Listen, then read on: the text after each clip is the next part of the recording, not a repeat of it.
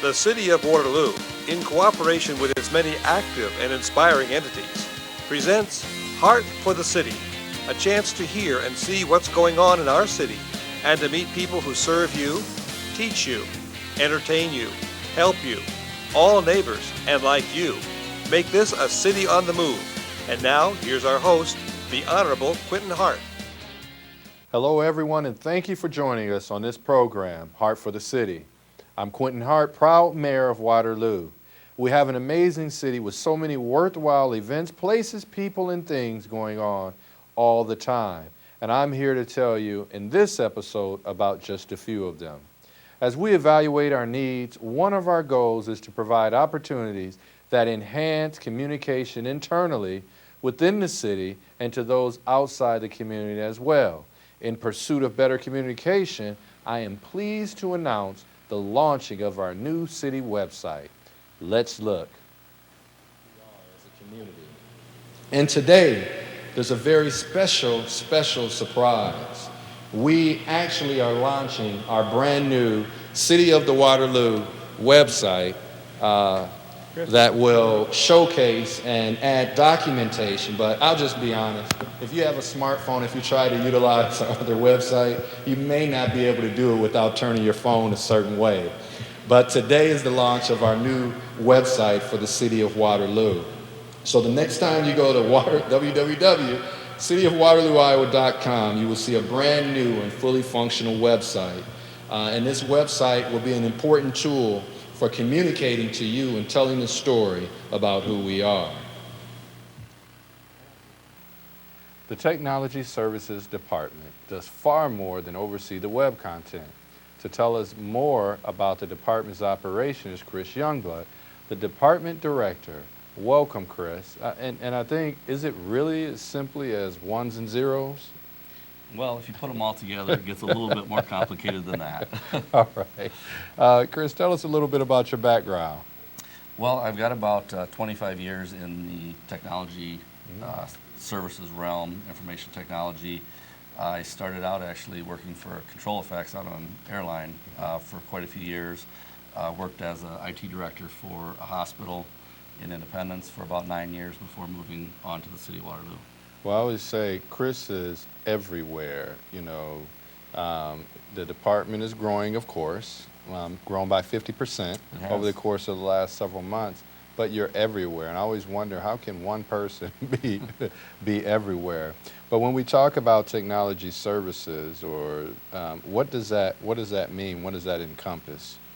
Well, it's really become more complex over the last 5 to 10 years because everything that we deal with on a day-to-day basis needs technology.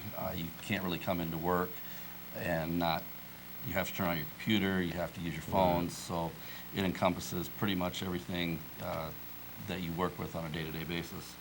You mean a lot of the things we take for granted? We know for a fact once we get there our computers will turn on, or we know for a fact when we go to input in data that it's going to be able to be inputted because the software works correctly. So, I mean, it's highly important jobs. And then you mentioned phones.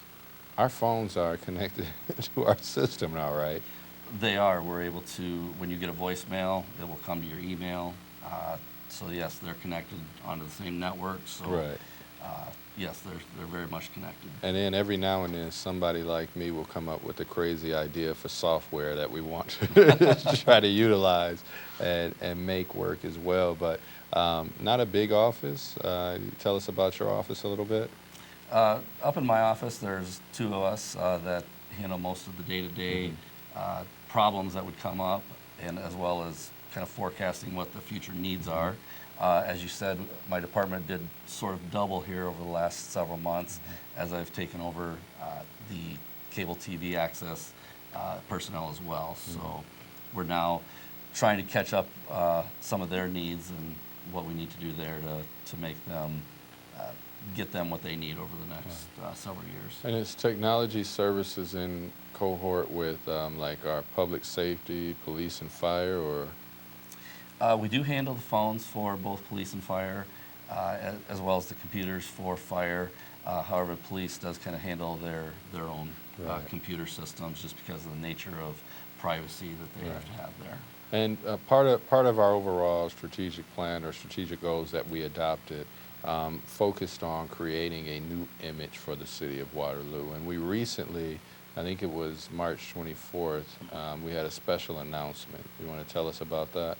Sure. On March 24th, we launched our new website. So if you go out to the same URL as what you did before, www.cityofwaterlooiowa.com, you will see hopefully what's a new and improved website with more features, a better look, and more up to date. Shows the vibrancy of the city and what we have to offer. And then how long was this process? Because when you take a look, it's not as easy as just snapping your finger and flipping a switch and then there's new, but tell us a little bit about the process that goes in that. Right. I think we started talking about a new website. It's probably been more than a year that we started talking about it. So we had to go through the process of interviewing different vendors, looking to see what the needs were of the community, of the departments, of the city as a whole, what they were looking for on a website. We interviewed these vendors. Obviously there was many things that we had to take into consideration on picking a vendor. So we went through that process. We finally decided on the vendor of choice. I believe that was around August of last summer when we did that. And then once we decided on that vendor, then there's the whole process of deciding on what we want the look to be, what we want to be incorporated onto the website, and then get into the whole rollout, the training of how to maintain that on a daily basis. So it's a very lengthy process. Right. And you to have help with that, did you just do it all yourself, or how did that work? Definitely was not a one-man show. In picking the vendor, we had a team of about 12 to 15 individuals that sat in on the vendor interviews. We scored each of the vendors on a whole range of different topics, budget being one of those, but also looking at ease of use for making changes, the whole look of the website. Once we were able to score that and decide on the vendor, we moved into kind of another phase where we took a smaller team of individuals that really focused on, okay, what are we going to have the website look like, the colors, the layout, and things like that. Right. And so I think you also internally, when you started, formulated a technology team too, to take a look at, how we're using technology within the entire city, from software purchases to hardware purchases, which really, since you've been here, it really seems like you've brought together, folks, a team, and you've added some people that can help support some of those efforts too. But if a citizen has if they see something on the website, because websites are kind of like when you move from one house to another, one neighborhood to another city to another one. You could forget things in one room and not bring it for the other room. So it's not just going to be an overnight final product. I think you said this gives you the ease to be able to make those adjustments, make those updates. But if a person does have a question about that, would they call my office, yours, or who would they call about something for the website? They can call into our main number, call into the clerk's office. They can be forwarded on to our department. On the website, there's a contact us page that you can go out, you can fill out a form, online form that will be submitted, come to us. So if you have changes or things that you might like to see out there, you're more than welcome to fill that form out. That'll come in and we'll consider those changes. As you said, we have a team of individuals that are looking at the changes. Right. So we don't just take every little change that is recommended, but we do look at them and then we decide which changes make the most sense, and then we try to incorporate those. And then using that house analogy, you also may not be able to find something that you put in a drawer or something somewhere, and that's the same way it is with data and information.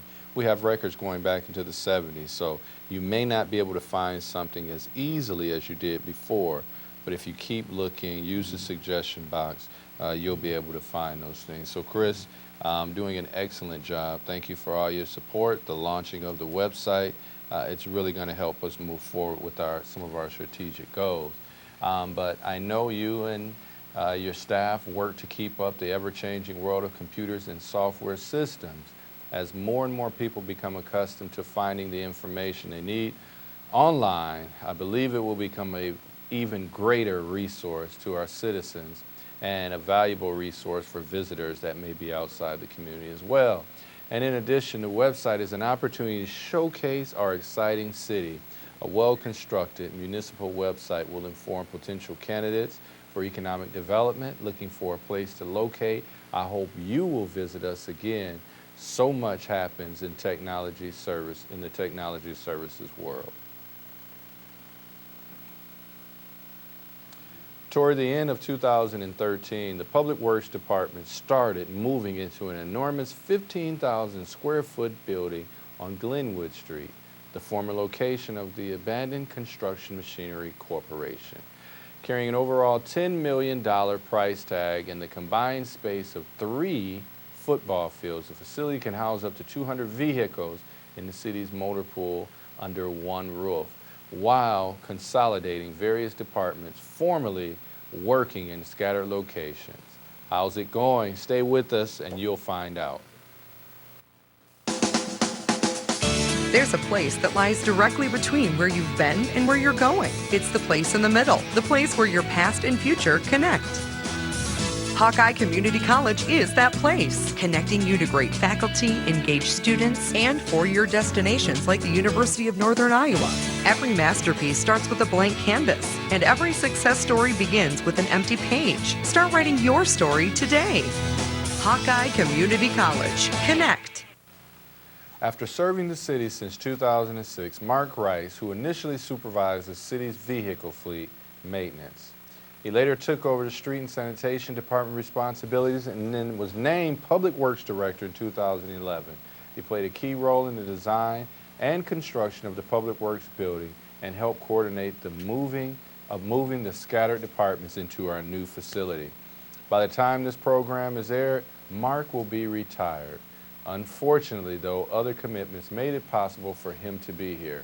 We owe Mark deep appreciation for his dedication and service to the city, and we wish him the best in retirement. But we are fortunate to have Sam Barrett, Operations Supervisor, here to tell us about this great city asset. Welcome back, Sam. It's been a while since you last visited. Yes. All right. Sam, tell us a little bit about your background and what do you actually do in the Public Works Department? Or what don't you do is probably easier to say, but tell us about what you do. Sure. I graduated from East High. All right. Oops. Okay. I just had a flashback. Go Trojans. I can't say that. I can't say. Okay. I'm sorry. Soon after, right after I graduated from high school, I joined the Marine Corps, and I spent 21 years there. So about 2.5 years ago, I retired.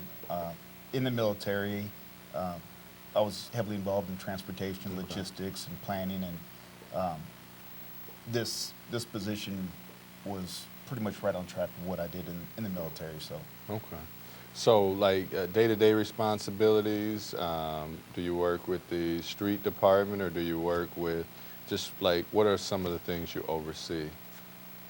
Specifically, I am the operations supervisor for the sanitation department. Okay, okay. However, you know, the beauty of us all being in one house over there, the communication is so great, and we're able to communicate with different departments and aid each other in getting whatever needs to be done. So it is a good collaboration of people now that we're under the roof. And when you say under one roof, what 3 or 4 different departments make up the Public Works right now? Sure, we have the street department is probably the biggest department we have there. Sanitation department, the traffic operations, which includes you know, the electricians, is also with the sign department. Animal control is there. And hopefully I'm not forgetting one. I think traffic, you said traffic already. Traffic operations. Yeah, so we, you know, and it's interesting because people really don't understand if you have one department across town, you have another department across town, you have another one over here, so you have a central garage separated from this. Having a facility like this really is so efficient for everything that we do, the ability to be able to respond to things that we need to. So it's just been a great tool for the city. And then what type of equipment do you have out there? It's pretty extensive. Pretty much every vehicle that the city owns is managed. 450 vehicles or pieces of equipment are maintained by the Central Garage, and they do a terrific job with the short amount of people that they do have there.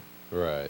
And you got a couple cranes or something over there too to do all the work. But I mean, we have a full functioning garage, if I'm not mistaken. Absolutely.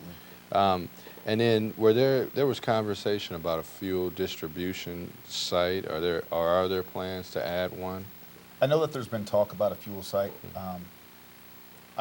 I believe it would be a very good asset to us, especially being on this side of the river. You know, before my time, apparently there was, you know, in 2008 there was a flood, and I think they couldn't get across the river to get fuel. Gosh, so it would be nice to have one. I'll never forget that. And folks work hard. Even going back to the floods most recently this year, one of the greatest experiences I had was to ride down in a dump truck. Was it Boo Bob or who did I go with? I think you went Yeah, but it went down, and just a great. It was Daniel. Oh. But went down to drop some sandbags off to Mayor Corbett in Cedar Rapids. But man, what a great experience. And then also, just even for the street clearing, you know, I think that time it was with Boo as well. But man, folks are working so hard in the department to make this city a great place. Where the Public Works building is located at 625 Glenwood Street. And if I'm not mistaken, that was where CMC was. It was a dilapidated building or whatever. We were able to tear it down, got money from a bunch of different sources we won't name here now, but just a good collaboration between state and local and city to make that happen. Let me see, and about the city budget, how does a facility like this help our city budget? Oh, it's phenomenal to have, you know, instead of having 4 or 5 different shops around town that all fall into one facility. The communication piece, as I said earlier, that was really jeopardized then. Now that we're all under one roof, not to mention those buildings where they were way past their time, out of repair. And so now we are in an energy efficient building, and like I said before, the communications of everybody in that building is so great. Everybody helps everybody, and it's just a really good thing. So if out of anything, the efficiency of having folks there kind of streamline things and helps. But how many employees actually work there? How many folks are there? We have about 75 employees. Okay.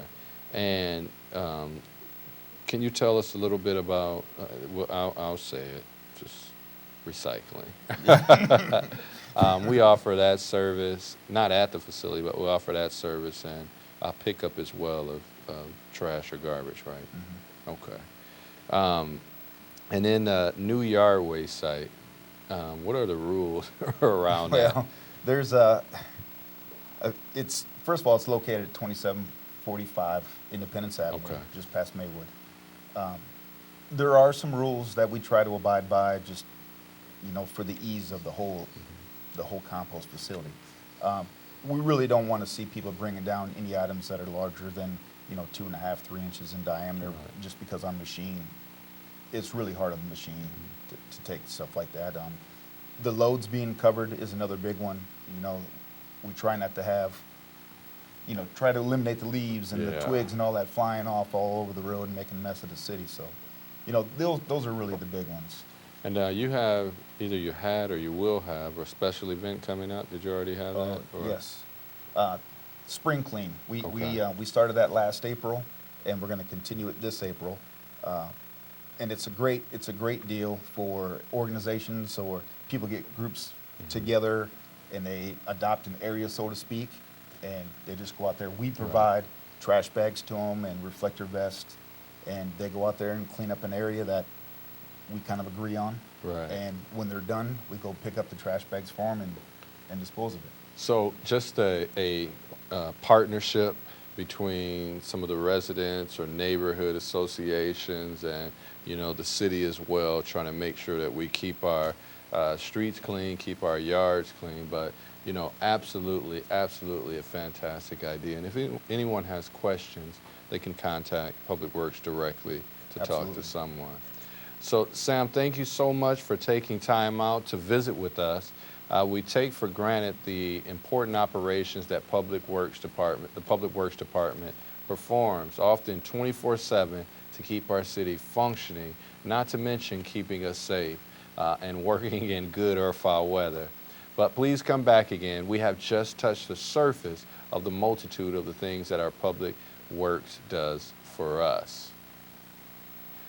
Life in Waterloo is not all work. There are exciting events and times for celebration and to just have fun. Stay tuned. We'll have more after this. This season on Travel Waterloo, we showed you what we dig about our city. This season, we want you to visit Waterloo and see for yourself. And we know you'll dig Waterloo too. Join us as we find and sample Waterloo's best food, plus great fun. And fantastic events and entertainment. You'll get an inside look at Waterloo that only a local could provide.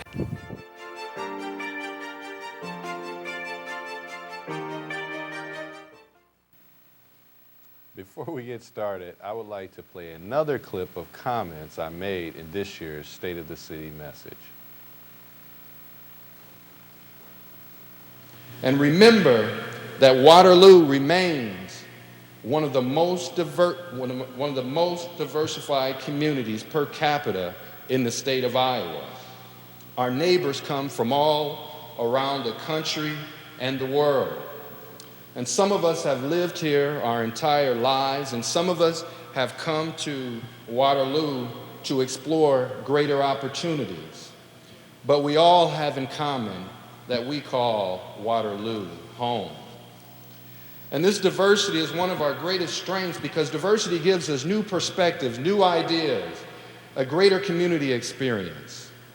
And Waterloo is the most diverse city in Iowa. We share our history and culture with African Americans, Polish, Irish, German, Chinese, Filipino, Japanese, Bosnian, Burmese, Congolese, Liberian, and so many others, too many to actually name. But what was not on that list that I just talked about are the many residents of our Latino or Hispanic descent. And each year we celebrate an event called Fiesta. And to tell us more about this is Maria Maldanado, the Veridian representative on the Fiesta board. So welcome, Maria. How are you? Thank you. I am well and excited to be here. I know you are so excited to be on the Heart for the City show right now. We just can't help. That's okay. Just relax because it's always a fiesta during the Heart for the show. But Maria, tell us a little bit about you first before we talk about the Fiesta. My name is Maria Maldanado. My parents immigrated from Mexico to the Cedar Valley a little bit over 20 years ago. I'm a proud parent of a 10-year-old little boy. Very smart 10-year-old Jackson. boy. Thank you. Yes, he definitely is very confident in that. Yeah. And as you mentioned, I am an employee of Veridian Credit Union. I am in the mortgage lending department. I'm a mortgage processor. I've been there for a little while. All right, and you are also you represent for the Fiesta board as well. So can you tell us about Fiesta a little bit? Yes, Fiesta this year is going to land on May 6th, and it's a celebration of Hispanic, Latino culture, and we want to bring that to the community for all families in our community to enjoy the differences that we have in the area. Right. So Fiesta means what? What does Fiesta translate to? People may know it, but I know it very well. What does that translate to? It is, the definition is party or celebration, and that's what we want to focus on, a family-friendly party. And is it more so tied to Cinco de Mayo this year, or is it just a continuous celebration, or? It is a continuous celebration. We want to not just focus on the Cinco de Mayo. Couple reasons, because it does have the connotation of it being a drinking type day in America. And we want to stay away from that. There will be adult beverages, but we want to put a focus more on the family aspect. Right. And so you're saying that, you know, sometimes it can be perceived just as the alcohol portion, and people may miss the culture, they may miss the arts, they may miss the family in which you just mentioned, they may miss the food, the heritage, the dancing. Exactly. Did I miss Did you say music? the music, la música? Music, yeah, good job. So you miss out because you only focus on that one area. So that's good, and that's a great perspective. You did mention in the conversation Hispanic and Latino. Yes. Can you tell us the difference in between both of those? Yes. For the longest time, myself did not know the difference, and I've learned that Hispanic is geared towards an individual who is from a country that predominantly speaks Spanish, and Latino is referred to a person that is born in Latin America or the Caribbean. Okay. And, you know, when we even talk about population numbers, that's kind of shifted a little bit, right? I believe that we're growing at a steady pace. Yeah. And that's really good, because when you take a look at our community, I think in the 2010 census, the city of Waterloo was around 68,460 people, slightly up from 2015. And these are just estimates, but I believe one of the most latest reports that I've even seen from a couple weeks ago when I did the State of the Cities, that we were around 70,000-ish or 150 residents, and a lot of that has to do with just the diversity of the different people that are coming here. You know, Latino, Hispanic, Burmese, Liberian. I just went to a Liberian celebration a couple weeks ago. That's a growing population here, it is. and you know, the goal is to make it more of a melting pot instead of having. And I'm not saying that we don't forget who we are in the process, but that who we are is celebrated. You know, that there's opportunities regardless of who you are to be successful in this community. And I know that's a passion that you shared since we met several years ago as well. Yes. But, you know, so the event is going to be on May 6th, May 6th, Saturday. you said, Saturday. Is there an admission? Is there a cost, or? It is free of charge, so Okay. anyone and everyone can come and enjoy music, activities for the children, food. Okay. So is there a cost for the adult beverages, or is that just? I'm not sure. Okay. You will really get a lot of people. But yeah, and there'll be some performances, and you said it's a focus on the family, so children are not going, they'll be able to have as much as fun as all of us, Yes, right? yes. And one other thing, though, I know let's move away a little bit from Fiesta on this last part of our conversation, and I want to talk about I call it the International Soccer League that we have here, because to me it's special. Can you tell us a little bit about that? There is a soccer, like you said, like a club, where young adult males come and they play, and it is very diverse. Yeah. You have Africans, you have Bosnian, you have Burmese, you have Hispanics, Latinos, and everyone gathers during the summer on Sundays, and they play. That's their passion. They want to. That is part of also their culture, their tradition, the sport. So they get together. They have tournaments.